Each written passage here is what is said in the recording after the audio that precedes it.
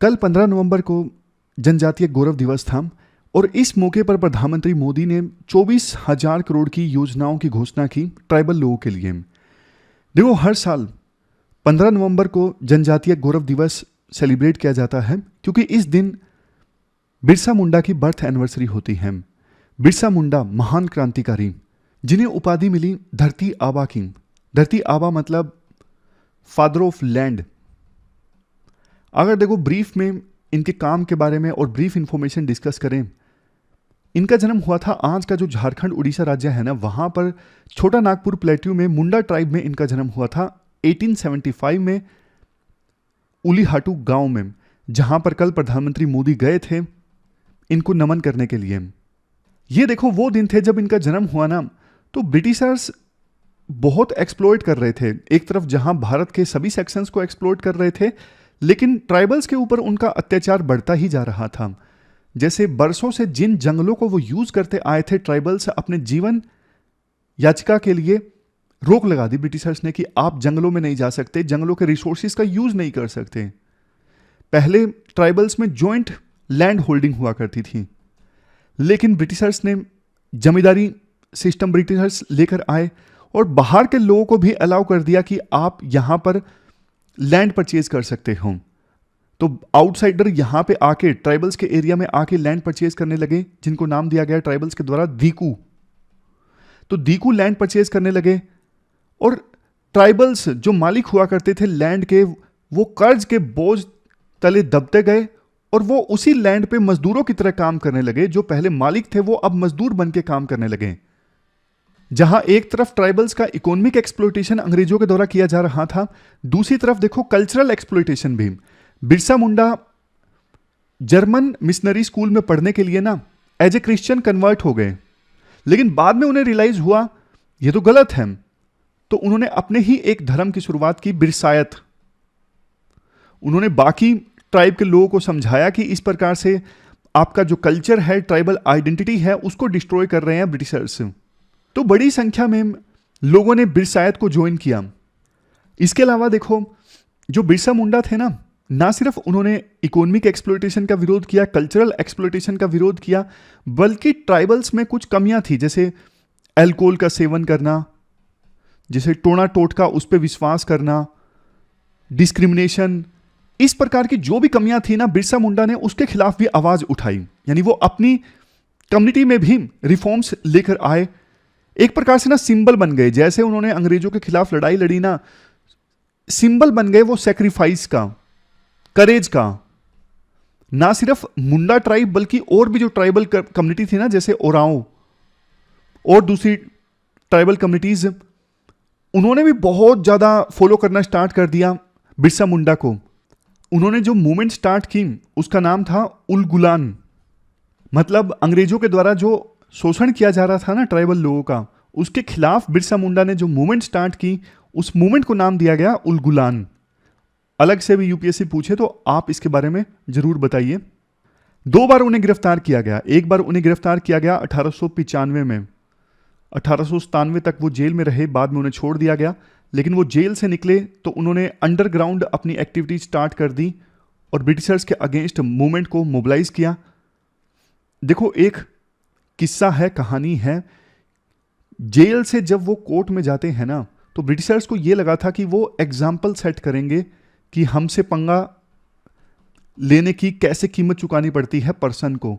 तो जब वो जेल ले जा रहे थे बिरसा मुंडा को, उनके पाँव में बेड़ियां थीं और हर तरफ चाबुक के निशान थे। पता लग रहा था कि उन्हें किस प्रकार से मारा पीटा गया है, बुरी तरह से, हर तरफ जख्म ही जख्म। लेकिन देखो उनको देखने के लिए ना इतनी बड़ी संख्या में लोग आए कि ब्रिटिशर्स डर गए, बुरी तरह से डर गए स्पोर्ट देखकर।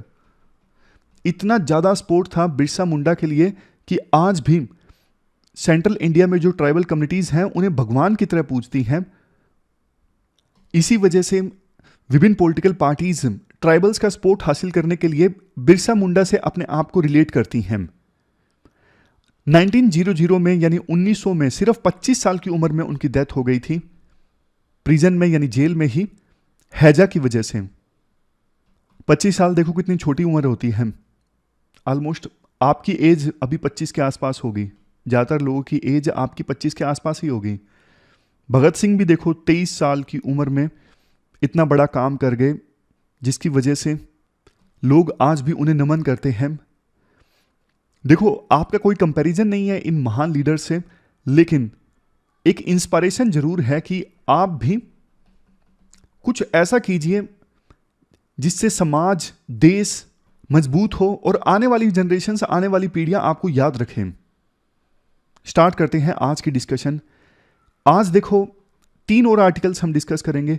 एक आर्टिकल डाइवोर्स से संबंधित डिस्कस करेंगे, दूसरा आर्टिकल फिर डिस्कस करेंगे फार्मास्यूटिकल कंपनी से संबंधित, और तीसरा डेथ पेनल्टी से संबंधित। सारे अलग अलग न्यूज़पेपर के आर्टिकल्स हैं। हिंदू में सिर्फ एक आर्टिकल है डिस्कस करने लायक। चलिए डिस्कशन स्टार्ट करते हैं। इसके बाद नेक्स्ट आर्टिकल भारत के समाज में बढ़ती डाइवोर्स की संख्या से संबंधित है। आप जीएस पेपर 1 के इस टॉपिक से आर्टिकल को रिलेट कर सकते हो। देखो, इंडिविजुअल से बनती है फैमिली, इंडिविजुअल से बनती है फैमिली, फैमिली से बनता है समाज, समाज से बनता है देश। इस चैन में अगर एक भी एलिमेंट, एक भी कंपोनेंट कमजोर है ना, तो देश कमजोर होता है। जैसे एग्जाम्पल के तौर पर, अगर देश के नागरिकों का कैरेक्टर अच्छा नहीं है, वैल्यूज अच्छी नहीं है, तो जिस देश, जिस नेशन का निर्माण होगा वो भी अच्छा नहीं होगा। उसी प्रकार से समाज अगर बटा हुआ है तो देश कैसे स्ट्रोंग हो सकता है। लेकिन आज जिस कंपोनेंट की हम बात कर रहे हैं वो है फैमिली। फैमिली में भी फोकस जिस चीज पर है वो है डाइवोर्स। यूं कहा जाता है कि देखो, स्टेबल समाज का निर्माण करना है ना, तो स्ट्रोंग फैमिली सिस्टम का होना जरूरी है। लेकिन आज के समय में ये वैसे एक अच्छी बात भी है। महिलाएं जो है साइलेंस में सफर करने के बजाय, साइलेंस में झेलने के बजाय, अब बहुत ज्यादा महिलाएं डाइवोर्स का रास्ता अख्तियार कर रही हैं। देखो, भारत के समाज में ना मैरिज को एक ऐसा इंस्टीट्यूशन माना जाता है जो सैक्रोसैंक्ट है, जो पवित्र है। इसलिए डाइवोर्स को लेकर ना स्टिग्मा बहुत ज्यादा अटैच था कुछ समय पहले तक। अगर किसी लड़की का डाइवोर्स होता तो आस पड़ोस में रिलेटिव्स बातें मनाते कि वाइफ गुणवान नहीं थी, मतलब लड़की गुणवान नहीं थी, लड़की में कोई कमी थी, लड़की एज ए वाइफ सफल साबित नहीं हो उसकी, इसलिए वो वापस आ गई। इवन लड़की के पेरेंट्स को भी अच्छी निगाह से नहीं देखा जाता कि आपने अपनी लड़की के लिए अच्छे हस्बैंड का चुनाव नहीं किया। दोबारा शादी होने में भी दिक्कत आती। इसलिए ज्यादातर पेरेंट्स कोशिश यही करते कि कुछ भी हो जाए, बस डाइवोर्स नहीं होना चाहिए। इवन लड़की भी अपनी माँ बाप की इज्जत की खातिर सहन करती रहती कि शादी ना टूटे तो ही बेहतर है। लेकिन देखो, अब सिचुएशन चेंज हो रही है। रांची की एक घटना देखिए। रांची में रहने वाली 23 साल की फैशन डिजाइनर साक्षी, शादी होती है काफी धूमधाम से, लेकिन शादी के बाद हस्बैंड वाइफ के आपस में नहीं बनती, डिफरेंसेस आ जाते हैं। दोनों पक्षों के अपने आरोप प्रत्यारोप हैं।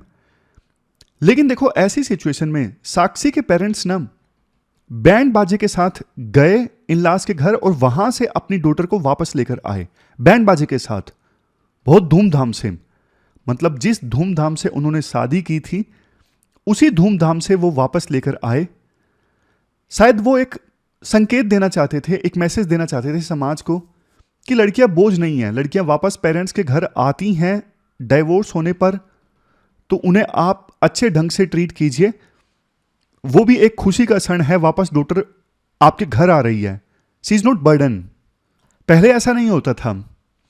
और बात सिर्फ देखो भारत देश की नहीं है, इवन मोरिटानिया छोटा सा देश है अफ्रीका का, यहां पर भी जो डाइवोर्स्ड वुमन है ना, उनका स्वागत किया जाता है वापस पेरेंट्स के होम में और जबरदस्त सेलिब्रेशन होता है।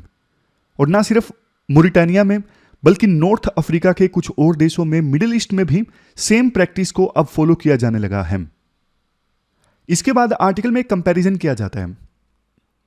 देखो, डाइवोर्स तो हमेशा पेनफुल होता है, इंडिया में भी और यूएसए में भी, चाहे कहीं और।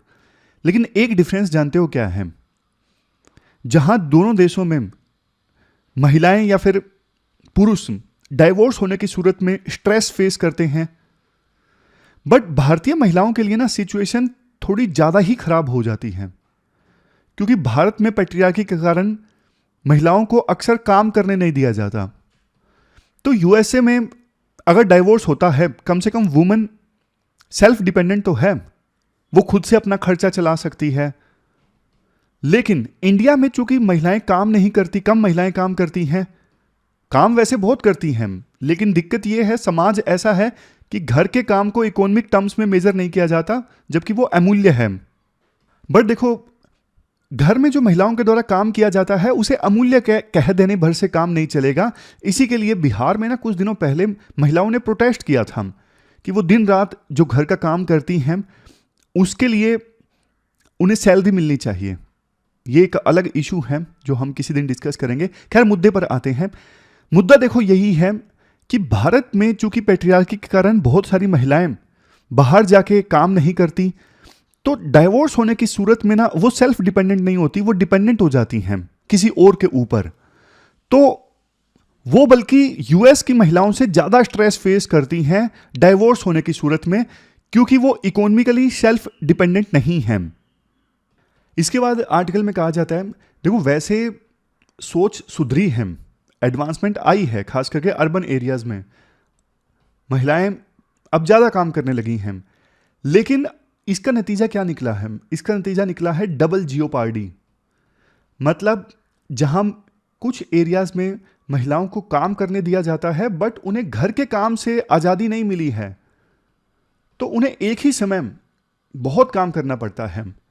अब आमतौर पे एक ऐड देखी, शायद आपने भी देखी होगी, कि एक वर्किंग वूमन सुबह जल्दी उठना, बच्चों के लिए ब्रेकफास्ट तैयार करना, हस्बैंड को ब्रेकफास्ट करवाना, इसके बाद घर में जो एल्डर्स हैं उनका भी ख्याल रखना।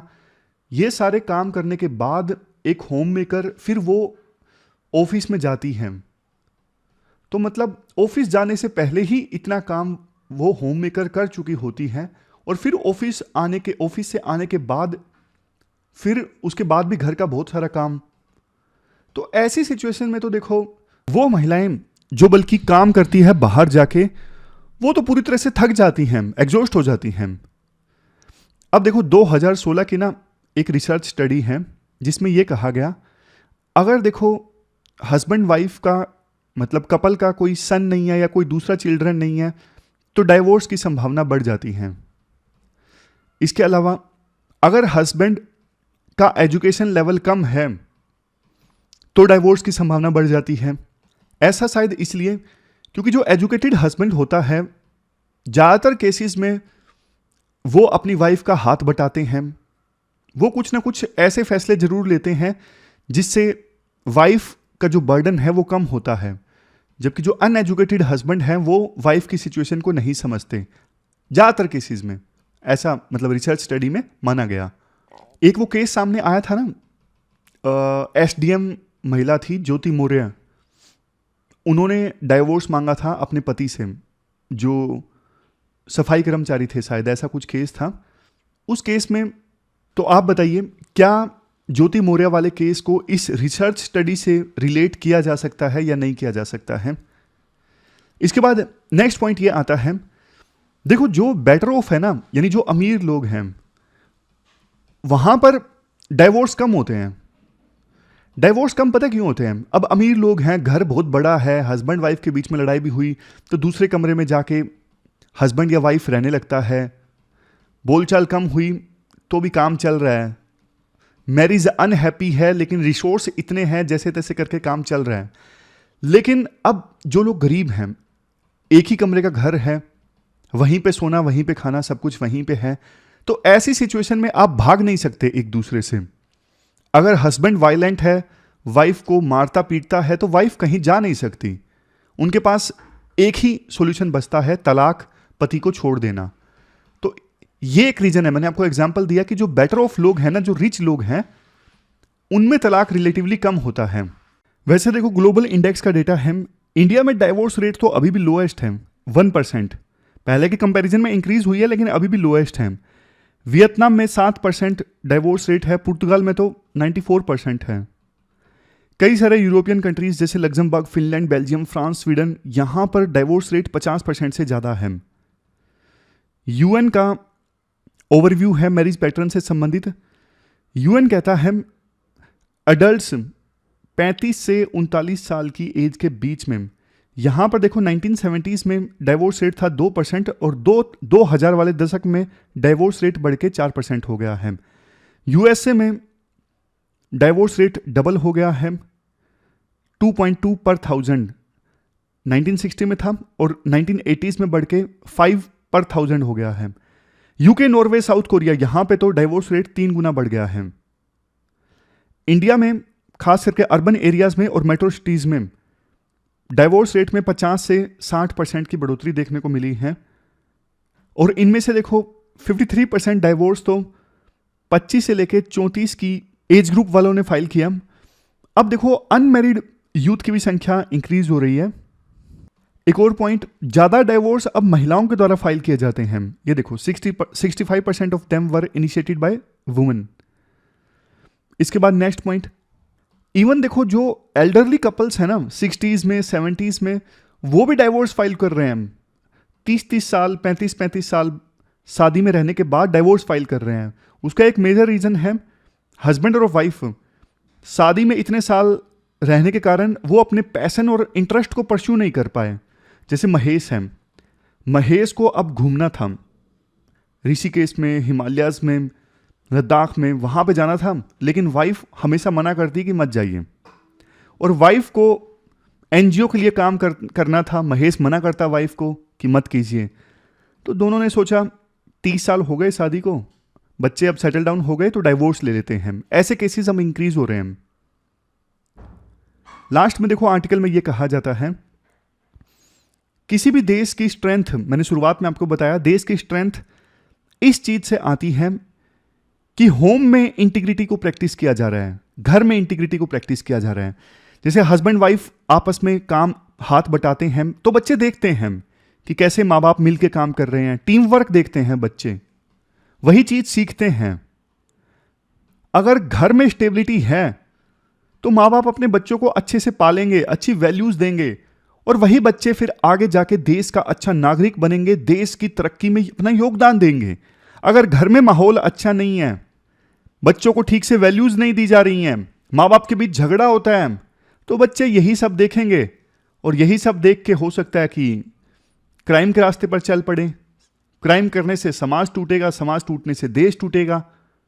तो इसलिए देखो कई सारे देशों में तो बल्कि अब कैंपेन चलता है, strong families sustainable societies campaign. Develop world में ये कैंपेन अक्सर चलता है।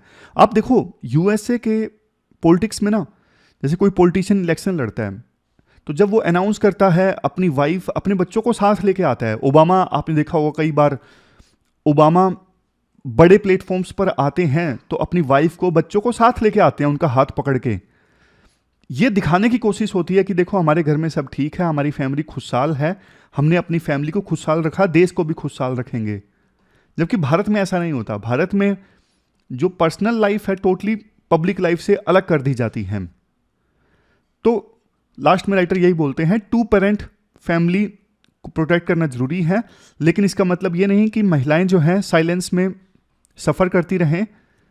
फैमिली में, शादी में महिलाओं के राइट्स को प्रोटेक्ट करना जरूरी है, ये भी राइटर इसके साथ साथ कहते हैं। मतलब शादी बचे लेकिन इसके साथ साथ वुमेन राइट्स भी प्रोटेक्ट हों। तो ये पूरा आर्टिकल हमने डिस्कस किया, चलते हैं आगे। इसके बाद नेक्स्ट आर्टिकल डेथ पेनल्टी से संबंधित है। आप जीएस पेपर सेकंड के इस टॉपिक से आर्टिकल को रिलेट कर सकते हो। देखो कुछ समय पहले पार्लियामेंट में ना एक बिल प्रेजेंट किया गया था करंट आईपीसी को रिप्लेस करने के लिए, भारतीय न्याय संहिता। हालांकि बिल पास नहीं हुआ, इसे पार्लियामेंट्री कमेटी के पास, स्टैंडिंग कमेटी के पास भेज दिया गया था, standing committee on home affair, कि बिल के जो प्रोविजंस हैं उस पर चर्चा की जाए, उसको ध्यान से स्क्रूटिनाइज किया जाए और जहां चेंज की आवश्यकता है वहां चेंज रेकमेंड किया जाए। उम्मीद ये थी कुछ एक्सपर्ट्स को कि डेथ पेनल्टी जो है अभी आईपीसी में डेथ पेनल्टी का प्रोविजन है ना, उसे खत्म कर दिया जाएगा भारतीय न्याय संहिता में। लेकिन देखो standing committee on home affair ने जो रिकमेंडेशन दी है ना, उसमें उन्होंने सरकार पे छोड़ दिया है कि सरकार पे डिपेंड करता है कि वो डेथ पेनल्टी को रखना चाहती है या फिर नहीं रखना चाहती है। क्वेश्चन ये उठता है, डेथ पेनल्टी का प्रोविजन है क्यों? देखो, डेथ पेनल्टी का प्रोविजन इसलिए है आईपीसी में कि एक डेटरेंस पैदा किया जा सके, डर पैदा किया जा सके कि देखो आपने इतना गंदा क्राइम किया। आज के हिसाब से देखो, सुप्रीम कोर्ट ना रेयरेस्ट ऑफ रेयर केस होता है ना, वहां पे डेथ पेनल्टी देती है। रेयरेस्ट ऑफ रेयर केस, जैसे अजमल कसाब ने जो किया था वो रेयरेस्ट ऑफ रेयर केस था।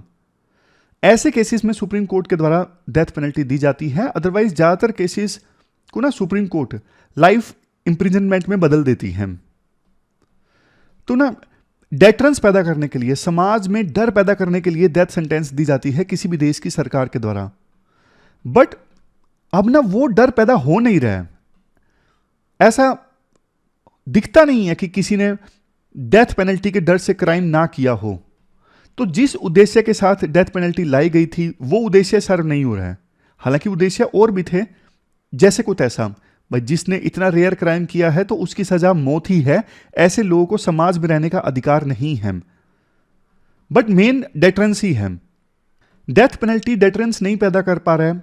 इसी वजह से ज्यादातर डेवलप कंट्रीज आप देखोगे उन्होंने ना डेथ पेनल्टी को एबोलिश कर दिया है, जिसका एक रीजन ये भी है कि डर, सरकार को डर लगता है कि कहीं देखो जुडिशियल वर्डिक्ट अच्छे से ना आया हो, जुडिशरी ने अच्छे से केस ना सुना हो, ऐसा ना हो कि इसकी वजह से किसी को फांसी की सजा हो जाए, ऐसा ना हो कि जुडिशरी की गलती की वजह से या पुलिस की गलती की वजह से किसी निर्दोष पर्सन की जान चली गई। तो ये रिस्क नहीं लेना चाहती विभिन्न डेवलप कंट्रीज की सरकारें। इसी वजह से ज्यादातर डेवलप कंट्रीज में डेथ पेनल्टी को एबोलिश कर दिया गया है। इंडिया में भी आप देखोगे 2023 में ना सुप्रीम कोर्ट ने ज्यादातर डेथ पेनल्टी वाले केसेस को ना कम्यूट कर दिया लाइफ इंप्रिजनमेंट में। क्यों? क्योंकि वो केसेस सुप्रीम कोर्ट ने जो डेफिनेशन ड्रा की है ना, रेयरेस्ट ऑफ रेयर केस होना चाहिए, क्योंकि ये cases rarest of rare cases वाली कैटेगरी में नहीं आते थे। इसलिए सुप्रीम कोर्ट ने 2023 में सभी केसेस को बदल दिया लाइफ इंप्रिजनमेंट में और किसी को फांसी नहीं दी गई। इवन 2007 से लेकर 2022 के बीच में 7 लोगों को कोर्ट ने डेथ पेनल्टी अवॉर्ड की। बट देखो ट्रेंड ये है, जो लोअर कोर्ट्स है ना वो ज्यादा डेथ पेनल्टी दे रही हैं। वो बात अलग है कि बाद में जाके जो सुप्रीम कोर्ट है उन डेथ पेनल्टी को कम्यूट कर देता है लाइफ इंप्रिजनमेंट में। राइटर जो कि देखो वकालत करते हैं कि डेथ पेनल्टी का प्रोविजन नहीं होना चाहिए, राइटर कहते हैं हमारे देश में एक दिक्कत पता क्या है, उम्र कैद मतलब उम्र कैद नहीं होती। उम्र कैद का कायदे से मतलब तो ये होता है ना कि जब तक सांस चल रही है तब तक कैदी जेल के अंदर ही रहेगा, उससे पहले वो बाहर नहीं निकल सकता। बट हमारे देश में ना पॉलिटिकल पार्टीज, पॉलिटिशियंस अपने राजनीतिक फायदे के लिए कैदियों को पहले रिहा कर देते हैं, तो वो उम्र कैद पूरी नहीं करते। अगर देखो इसे स्ट्रिक्टली इंप्लीमेंट किया जाए ना तो डर पैदा हो, फिर जो डर हम पैदा करना चाहते हैं फांसी देकर, वो डर पैदा होगा कि आपको आखिरी सांस तक जेल में ही रहना पड़ेगा अगर जल्दी ना रिहा किया जाए तो ये प्रोविजन नए बिल में कर किया जा सकता है कि उम्र कैद मतलब उम्र कैद, किसी भी सूरत में उस कैदी को पहले नहीं रिहा किया जाएगा, उसे कोई रेमिशन नहीं मिलेगा, मतलब छूट नहीं मिलेगी। और छूट मिलेगी सजा से तो वो ह्यूमैनिटेरियन रीजंस के कारण मिलेगी। मान लीजिए कोई कैदी जो है टर्मिनली इल है, कोमा में गया है, या फिर कोई और बीमारी है, इतना ज्यादा बीमार है कि वो ठीक हो ही नहीं सकता, तो ऐसी सिचुएशन में आप उम्र कैद को कम करके उसे रिहा करो, अदरवाइज नहीं। इससे अच्छा ये होगा कि एक आप यूनिवर्सल रेमिशन पॉलिसी बना दो, किस किस सूरत में उम्र कैद वाले कैदियों को पहले रिहा किया जा सकता है। तो ये चीज हम इंप्लीमेंट कर सकते हैं कैपिटल पनिशमेंट के बजाय, डेथ पेनल्टी के बजाय। तो ये पूरा आर्टिकल हमने डिस्कस किया डेथ पेनल्टी से संबंधित। आप भी बताइए आपकी क्या राय है डेथ पेनल्टी के बारे में, क्या होनी चाहिए नहीं होनी चाहिए, कमेंट बॉक्स में बताइए। इसके बाद नेक्स्ट आर्टिकल, इंडिया में फार्मास्यूटिकल इंडस्ट्री की ग्रोथ और चैलेंजेस से संबंधित हैं। आप देखो जीएस पेपर सेकंड के इस टॉपिक से आर्टिकल को रिलेट कर सकते हो। देखो इंडिया को ना फार्मेसी ऑफ वर्ल्ड कहा जाता है। आज 200 से ज़्यादा देशों में इंडिया की दवाइयाँ जाती हैं, इंडिया में मैन्युफैक्चर्ड मेडिसिन जाती हैं। और कोविड-19 की महामारी के बाद तो इंडिया की मेडिसिन की जो डिमांड है और भी ज़्यादा बढ़ गई है। एक्सपोनेंशियल रेट के साथ भारत की जो फार्मास्यूटिकल इंडस्ट्री है वो ग्रोथ कर रही है। आज इंडिया में 3000 से ज़्यादा फार्मा कंपनीज हैं, 10,500 से ज़्यादा मैन्युफैक्चरिंग फैसिलिटीज़ हैं और ये बढ़ती जा रही है। ये नंबर जो है वो बढ़ता जा रहा है। इंडिया पूरे वर्ल्ड में तीसरे नंबर पे सबसे बड़ा मैन्युफैक्चरर है फार्मास्यूटिकल प्रोडक्ट्स को मैन्युफैक्चर करने के मामले में। लेकिन ये वॉल्यूम की हमने बात की, मतलब नंबर ऑफ मेडिसिन की।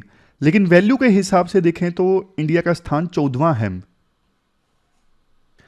बट देखो एक चैलेंज जानते हो क्या है? इंडिया का नाम ज्यादा जेनरिक मेडिसिन को मैन्युफैक्चर करने के मामले में ज्यादा है, सस्ती दवाइयां। बट बिल्कुल ऑनेस्टली बात करें तो क्वालिटी प्रोडक्ट्स के मामले में इंडिया का ज्यादा नाम नहीं है भाई कि हाँ जहां से क्वालिटी प्रोडक्ट्स बनते हों। 2-4 केसेस आए कि इंडिया की कंपनीज के द्वारा बनाए गए प्रोडक्ट्स को लेकर कंट्रोवर्सी पैदा हुई गैम्बिया में, यूएस में। लेकिन देखो इससे यूं नहीं कहा जा सकता कि हाँ इंडिया से बने प्रोडक्ट खराब होते हैं। खराब नहीं कहा जा सकता तो बहुत बढ़िया भी नहीं कहा जा सकता। अगर देखो इंडिया को अपना नाम बनाना है ना फार्मास्यूटिकल इंडस्ट्री में और बड़ा, तो क्वालिटी पे तो ध्यान देना ही होगा। क्वालिटी के साथ कॉम्प्रोमाइज नहीं किया जा सकता। हाईएस्ट क्वालिटी के प्रोडक्ट्स अपने को बनाने होंगे। अब उसमें बेस्ट प्रैक्टिसेस को फॉलो करना होगा। बेस्ट प्रैक्टिसेस जैसे देखो जो इंटरनेशनल स्टैंडर्ड्स हैं, खास करके यूएसए के जो स्टैंडर्ड्स हैं उनको फॉलो किया जाए ड्रग्स मैन्युफैक्चरिंग में। एक्सपोर्ट से पहले रैंडम चेक होना चाहिए मेडिसिन का। बट एक चीज जिससे सबसे ज्यादा खतरा है फार्मास्यूटिकल कंपनीज को वो है मॉइस्चर। देखो ड्रग्स मैन्युफैक्चरिंग फैसिलिटी में अगर मॉइस्चर आ जाता है ना तो ये सीरियस थ्रेट है। इससे ड्रग्स मैन्युफैक्चरिंग में दिक्कत आती है। दिक्कत कैसे आती है? जैसे ड्रग्स वाला जो पाउडर होता है ना, मान लीजिए वो गीला हो गया मॉइस्चर के कारण। अब गीला पाउडर जो है ना मशीनों में चिपक जाता है और बाद में जब टेबलेट बनती है तो लम्प्स आ जाते हैं टेबलेट में, तो खराब क्वालिटी की जो टेबलेट्स हैं वो बनती हैं फिर। तो ये सबसे बड़ा खतरा है इंडिया की फार्मास्यूटिकल कंपनीज को, वो है मैन्युफैक्चरिंग फैसिलिटीज में मॉइस्चर का होना। तो इसके लिए देखो राइटर सजेस्ट करते हैं आजकल ना मशीनें आने लगी हैं डीह्यूमिडिफायर। जो ये डीह्यूमिडिफायर मशीन्स है ना, ये क्या करती हैं मैन्युफैक्चरिंग फैसिलिटी में मॉइस्चर की मात्रा को रेगुलेट करती हैं। इवन मशीन भी बिल्कुल एयर टाइट कि मशीनों में मॉइस्चर आना नहीं चाहिए। उसके बाद जहां टेबलेट बनती है, जहां स्टोर की जाती है, वहां पे भी डीह्यूमिडिफायर को लगाना चाहिए ताकि मॉइस्चर ना आ सके ड्रग्स में। कहने का तात्पर्य यह है पूरी की पूरी जो ड्रग्स की सप्लाई है ना, रॉ मटेरियल से लेके आगे जब तक पूरी टेबलेट बनती है उसके बाद स्टोर होती है, अनइंटरप्टेड सप्लाई होनी चाहिए मॉइस्चर फ्री एयर की। लास्ट में भी देखो इसी चीज पे फोकस किया जाता है। यहां तक तो आते आते मुझे लगा ये लोबिंग वाला आर्टिकल है। लगता है राइटर जो है वो डीह्यूमिडिफायर मशीन बेचते हैं तभी वो इस चीज की बार बार वकालत कर रहे हैं। खैर लास्ट में भी राइटर यही बोलते हैं कि डीह्यूमिडिफायर मशीन्स लगाओ, इससे ड्रग्स की जो मैन्युफैक्चरिंग है वो अच्छे से होगी, क्वालिटी ड्रग्स हम प्रोड्यूस कर सकेंगे। इसके बाद क्वेश्चंस देख लीजिए। ये क्वेश्चन देखो यूपीएससी ने 2020 में पूछा था। उलगुलान को किससे आप रिलेट कर सकते हो? 1857 का revolt, Mappila rebellion, indigo revolt, Birsa Munda revolt. आप देखो आज के डिस्कशन के आधार पर आसानी से इस क्वेश्चन को सोल्व कर सकते हो। इस क्वेश्चन का सही आंसर 4 है। 2020 प्री का ये क्वेश्चन है। 2 मेंस के क्वेश्चन आपको अटेम्प्ट करने हैं। एक तो देखो डाइवोर्स रेट से संबंधित और दूसरा डेथ पेनल्टी से संबंधित।